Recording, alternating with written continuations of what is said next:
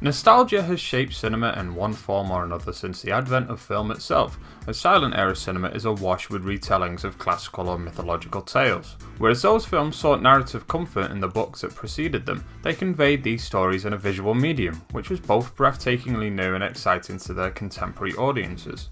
Nostalgia as presented in film today largely pays flat homage to visual cues and narrative beats from, well, other films. This results in audiences often viewing the same iconic imagery or narrative beats within the same medium over multiple works from a host of different filmmakers. Dead or alive, you are coming with me.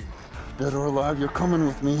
From the belated sequel craze that brought us the arguably redundant Live Free or Die Hard and Tron Legacy, to thinly veiled genre love letters such as the breakout Netflix series Stranger Things and the recent smash horror film It, nostalgia is the driving force in populist television and cinema. However, it seems that for every genre-defying Mad Max Fury Road, Blade Runner 2049 and Creed, there are a countless number of Jurassic Worlds, Indiana Jones and the Kingdom of the Crystal Skulls, or Good Day to Die Hards. Films that were not simply missing the point of the original, failed to develop the world or characters in an interesting way and instead resort to genre cannibalization.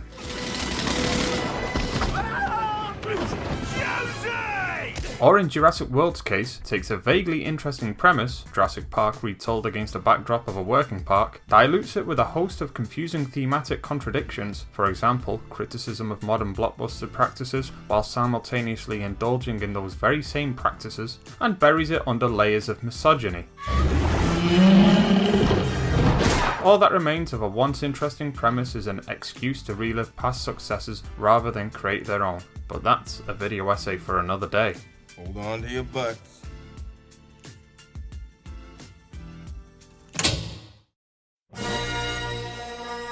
Returning to Star Wars Episode 7 The Force Awakens for the first time since its cinematic release, I asked myself where it fell on the nostalgia spectrum. Was it a fulfilling continuation of the mythology, or perhaps a dull retread in an artistically spent series? Frustratingly, I came to a conclusion that offers no clear answer, as The Force Awakens currently has the potential to be both and neither, a conundrum I've come to know as Schrodinger's Sarlacc. But I did come to understand why it relies so heavily on the appeal of nostalgia, and perhaps why it always had to be that way. It's not true. That's impossible. Let me explain.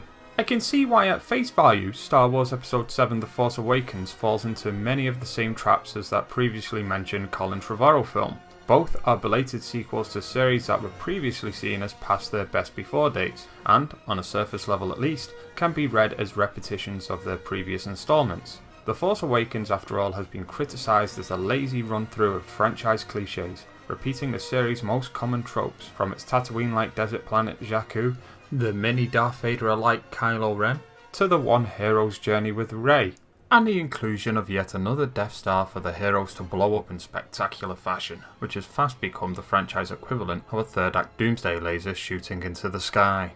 The homage is so blatant that it can't be seen as accidental. In fact, it was very much intended to be that way according to director J.J. Abrams himself, who states, "I can understand that someone might say, oh, it's a complete rip-off. The bones of the thing we always knew would be a genre comfort zone." So why resort to the comfort of nostalgia? Well, once we disregard the obvious answer, we can look no further than The Force Awakens' opening line. This will begin to make things right. Pre-Disney takeover, to say that the Star Wars fanbase was in a bad place would be an understatement. Although initially generating huge box office numbers, George Lucas's big return to Star Wars with his prequel trilogy had failed to generate the same success with a large portion of the fandom. Following the release of Revenge of the Sith, the final film in the series with Lucas's involvement, the fanbase was left in a fractured and confused state. In the years that followed, opinions soured on the direction with which Lucas had taken the series, both narratively and technically, and the fansphere became something of a toxic environment for anyone with an opinion. To quote Obi-Wan Kenobi, it truly was a hive of scum and villainy. It's a fucking shithole. Fucking shithole. With so many passionate fans spurred on by the extended universe demanding that the future of Star Wars be so many different things, expectations were higher than ever, and everyone knew it. To quote film critic and historian Leonard Maltin on Disney's acquisition of Lucasfilm, when the first movie came out, no one had any faith in it. Fox gave back the merchandising rights to Lucas, and no one saw it coming. Now you have the exact opposite situation. Expectations and demands are so high, and they have a lot to live up to. And we have yet to even consider that Lucasfilm's move to Disney was met with, let's say, some doubt from the fanbase, with responses ranging from the emphatically positive to near suicidally negative. But I guess fandoms are rarely known for their displays of emotional restraint. However, the same could also be said for industry professionals, with some doubting the cultural significance of Star Wars against the current crop of blockbusters. Former marketing executive Peter Seeley even goes as far as to state that it had been eclipsed culturally by movies like Avatar. Yeah, okay, let's wait to see on that one then, Seeley? So how did J.J. Abrams even contemplate the Herculean task of making things right with a fandom as divisive as the one surrounding the Star Wars series?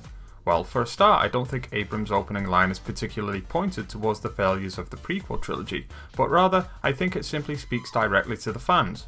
Making things right was not instantly blasting off into uncharted territory. For many alienated by the prequels, the series was already removed from what the original trilogy established, but rather bring the jumping off point for new adventures back to a common denominator. Ultimately, Abrams brings this new adventure back to a place that all fans recognise as home, regardless of the roads and paths that they had previously travelled. Chewie, we're home. The aim of The Force Awakens is unification, and in that regard it has largely succeeded by capturing the essence of Star Wars through use of narrative familiarity and comfort. But that is not to say that The Force Awakens is without its merits. On further viewing, I especially found it interesting how the series' new characters also harbour that very same nostalgic quality in the way they regard the universe around them. Rey and Kylo Ren provide interesting mirrors to audience members as they too are fans of the characters, mythology and extended universe surrounding the original trilogy. This is a Millennium Falcon. You're Han Solo. They've grown up with stories of Luke Skywalker and Darth Vader. They keep idols or toys of these figures. While Rey plays with her scavenged trinkets, Kylo regards his expensive collectibles with a comic book guy type reverence, and each towards their own end. You removed it from its original packaging! No! It's no longer a collectible! Although the film is indeed intended to comfort fans, that it also tackles the ways in which fans have consumed the series, albeit on a smaller scale, is why The Force Awakens' reliance on nostalgia is not all that problematic. At least, not for the moment. To quote the headline of an article from Ben Childs writing for The Guardian, "Nostalgia saved Star Wars, but The Last Jedi must offer something new." Much like Abrams' previous franchise revival Star Trek, The Force Awakens re-establishes the world and the people in it, essentially using its copy-paste story structure as an excuse for moving chess pieces in position for further risky adventures. And like Star Trek, how audiences will view the success of this series revival largely hinges on where the series goes next. Star Trek Into Darkness saw Abrams and company return to repetition and ill-conceived homage, turning audiences off from New Kirk and crew come the much superior third film, Star Trek Beyond.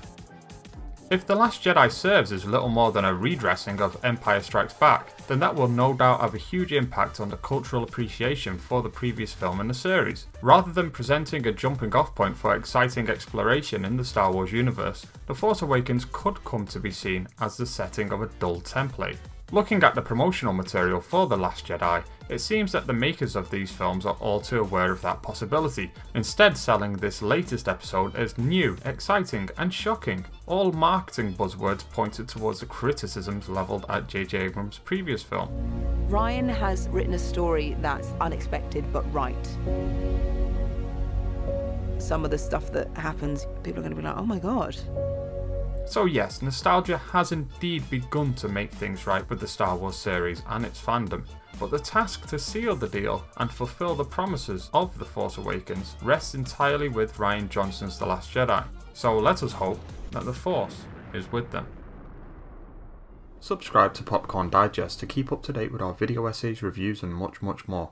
If you want to support the channel, hit like or visit our Patreon page found in the links below. Thank you for watching.